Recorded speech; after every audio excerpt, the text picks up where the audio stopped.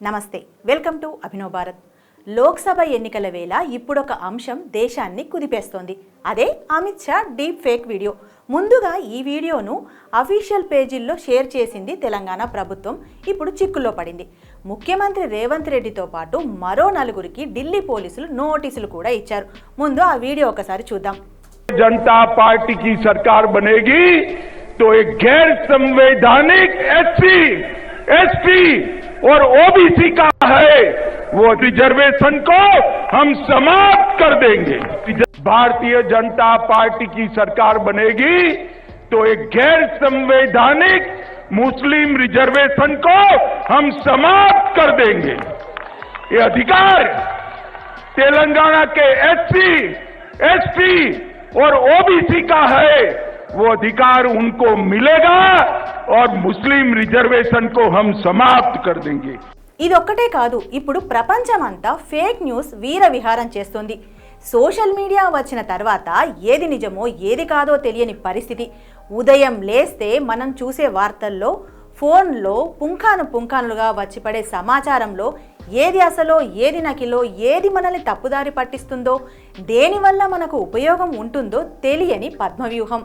రాజకీయాలు, crime, cinema, ఆధ్యాత్మికం ఏది తీసుకున్నా వాస్తవాన్ని వక్రీకరించి లేదా అసలు అక్కడ ఏం లేకున్నా ఏదో ఉన్నట్టుగా క్రియేట్ చేసి వార్తల్లోకో వీడియోలోకో వెళ్ళి చూసేలా చేయడం ఇప్పుడు బాగా కనిపిస్తుంది.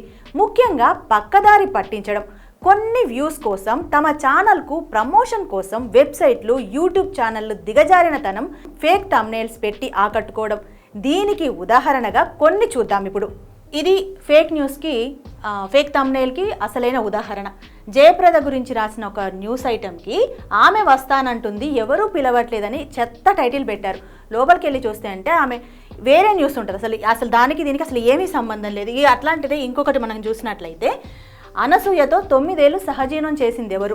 అసలు ఈ వీడియోలో అనసూయకు సంబంధించి ఒక్కటి కూడా లేదు. కానీ అనసూయ పేరు పెడితే ఆ వీడియోను క్లిక్ చేస్తారు, ఖచ్చితంగా క్లిక్ చేస్తారు. సోషల్ మీడియాలో చాలా వైరల్. దానివల్ల ఈమెకి తప్పుడు పెట్టడం అన్నట్టు. ఇక ఇంకొకటి చూస్తే, 10 ఏళ్ల క్రితం పెళ్ళయింది, పిల్లలు 2 ఉన్నారు, కానీ అలాంటి పని చేయడానికి మనసు ఎలా వచ్చిందో. అసలు ఇదేం న్యూసో తెలుసా అండి?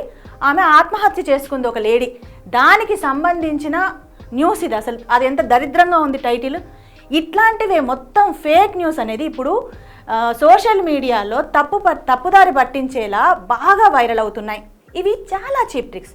ఎదుటివారి గురించి చెడు ఉద్దేశాన్ని కలిగించడమే కాకుండా అసలు సంబంధమే లేకుండా థంబ్నెయిల్స్ పెట్టడం. ముందు చెప్పుకున్నదేమో క్రైమ్ న్యూస్, ఆ తర్వాత చెప్పుకున్నది ఎంటర్టైన్మెంట్. ఇక ఆధ్యాత్మికం కూడా దీనికి ఏమి తేడా లేకుండా ఉంది. అక్కడైతే ఈ మధ్యకాలంలో యూట్యూబ్లో పిచ్చి మరీ పీక్స్కి చేరిపోతుంది. బయటికి వెళ్లే ముందు ఇలాచీలు ప్యాకెట్లో పెట్టుకుంటే ఎంత లాభమో తెలుసా అని ఒక వీడియో ఉంటుంది. లేదా భార్యాభర్తల ఫోటోలు రూమ్లో ఒక మూలకు పెట్టి ఆ తెల్లారి కాల్ చేసి గాల్లోకి వదిలేస్తే ఎంత అన్యోన్య దాంపత్యమో తెలుసా అని ఇంకో యూట్యూబ్ వీడియో చెప్తుంది. కొబ్బరికాయను అమ్మాయిలు కొట్టకూడదు.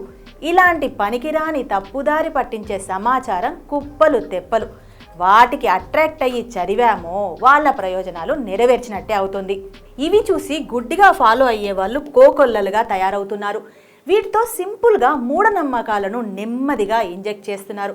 ఇక కౌన్సిలింగ్ వీడియోలు కానీ, అక్రమ సంబంధాలు లాంటి వాటి మీద రెచ్చగొట్టేలా, చదివించేలా, ముఖ్యంగా యూత్ను అట్రాక్ట్ చేసేలా, అచ్చంగా నిజం అని నమ్మేలా థంబ్నెయిల్స్ పెడుతుంటారు, ఫేక్ వార్తలు రాస్తుంటారు. ఇక ఈ ఫేక్ న్యూస్లోనూ అనేక రకాలుంటాయి. థంబ్నెయిల్స్ పెట్టడం ఒక్కటే కాదు, ఫేక్ ఫోటోలు, మార్ఫింగ్, డీప్ ఫేక్ వీడియోలు, ఇలా టెక్నాలజీతో పాటు ఈ ఫేక్ న్యూస్ కూడా అప్గ్రేడ్ అవుతూ వస్తుంది. ఈ డీప్ ఫేక్కు మొదట బలైంది ఎవరో తెలుసు కదా? National crush Rashmika Mandanna. ఒక్కసారి ఆ వీడియో కూడా చూసేద్దాం.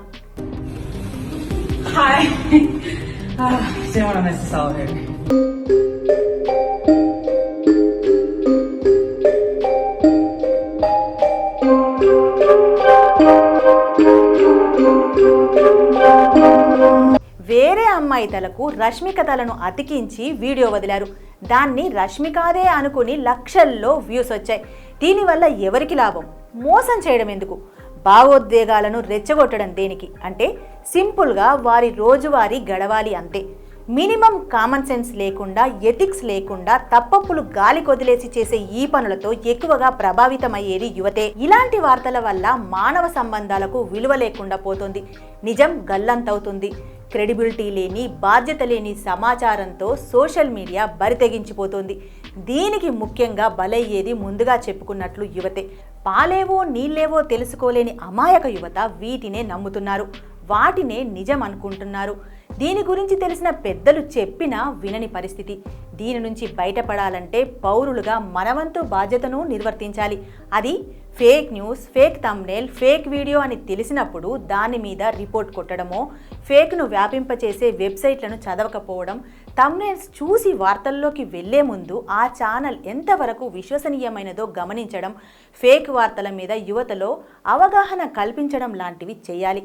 దీనికోసం ఇంట్లో తల్లిదండ్రుల నుంచి ప్రతి ఒక్కరూ బాధ్యతగా వ్యవహరించాలి.